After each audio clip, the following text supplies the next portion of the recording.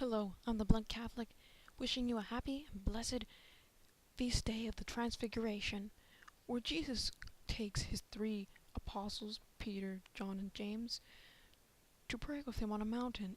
Once on the mountain, Jesus is transfigured, showing himself to be glorious.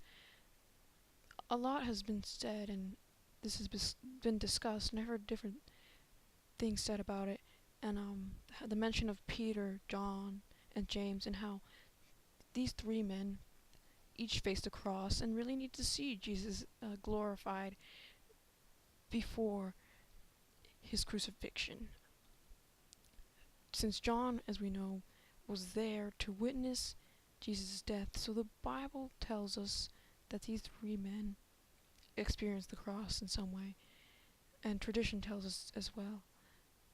James was crucified, and Peter was crucified upside down, but I discuss that later.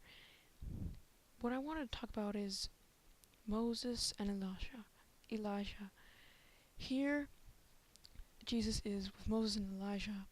It has been mentioned that Moses resembles the law, and Elijah the prophet that was prophesied about, that Jesus, or the Messiah, or Jesus is the Messiah, would be with the prophet and the law. And I found it interesting that Jesus, knowing who he is, fulfills all the prophecies because they're about him, but he also fulfills the law because he said he came to not abolish the law but to fulfill it. And I found it interesting that here he is fulfilling a prophecy with Moses, who resembles the law, and Elijah, who resembles the prophet, or maybe prophecy, and then here in between them is Jesus, the fulfillment, and he's showing his glory, like, I will be glorified and fulfill the law and the prophecies and all the expectations of the prophets. But then Peter says it's good that we're here, but Jesus says, seems to indicate, no, we're not here yet, we're not at the fulfillment yet. He mentioned hardship. This is supposed to bring hope, to know that he will be glorified, but not yet.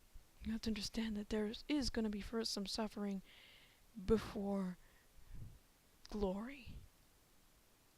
I find it interesting that it's Jesus' way of preparing them for suffering, but I guess Peter just didn't understand quite yet. I would like to encourage you all to study and meditate upon this today, to not only read the gospel reading, but to read a bit what happens before, earlier on in the gospel that leads up to this point, maybe a little bit afterward. But for me, I kind of more reflected on this event and what's going to happen.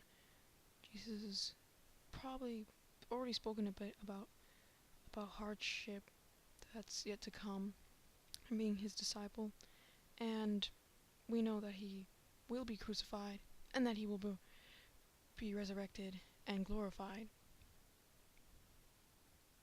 So although we didn't see him transfigured on the mountain, we do know that he has come and will come again. That Christ has died, he has risen, and will come again.